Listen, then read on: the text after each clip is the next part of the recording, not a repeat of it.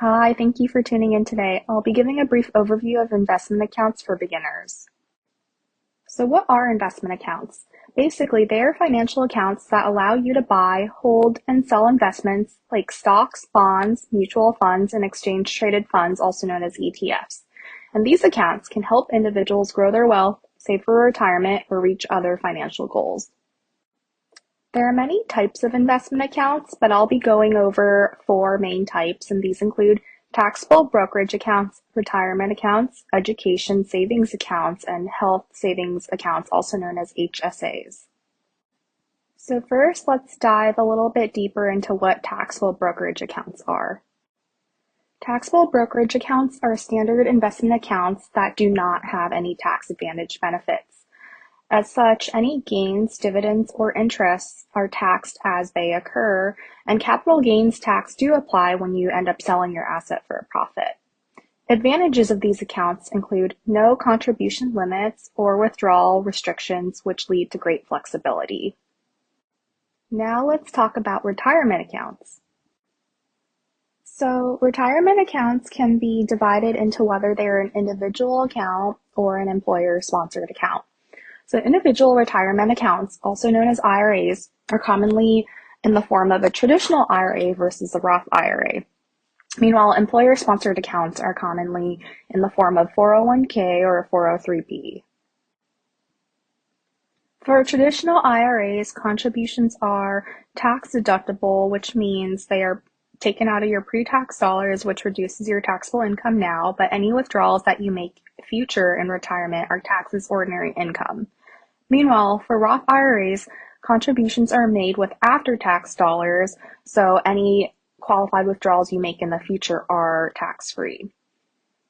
For both types of IRAs, there are income limits and yearly contribution limits as well. And because they are retirement accounts, any early withdrawals that are made typically before age 59 and a half are usually penalized.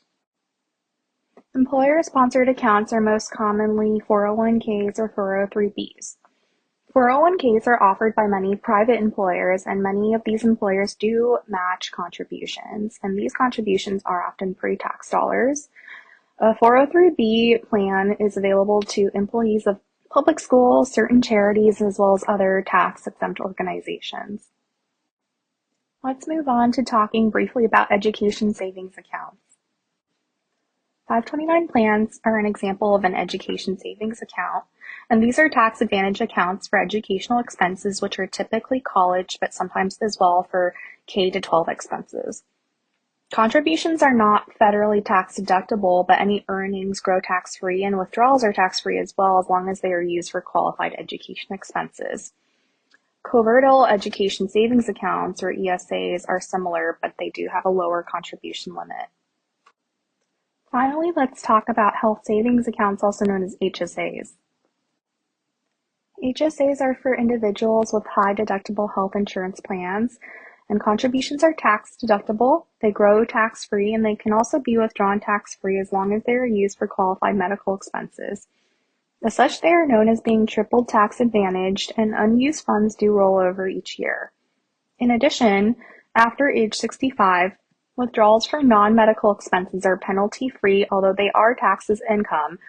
So some people use HSAs as supplementary retirement accounts.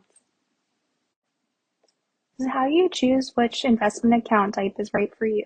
Well, you'll have to consider your goals, time horizon, tax implications, and contribution limits. If your primary goal is to save for retirement, then of course you'll want to consider 401ks if available to you through your employer, IRAs or Roth IRAs for their tax advantages. If your goal is to save for your child's future educational expenses, then you'll want to consider 529 plans, as they also provide tax benefits. If your primary goal is just a flexible investment account, then a taxable brokerage account is what you're looking for due to unrestricted access as well as no contribution limits, which lends itself to great flexibility. I hope that this brief overview of different types of investment accounts was helpful, and I appreciate the time that you took to tune in. Thank you.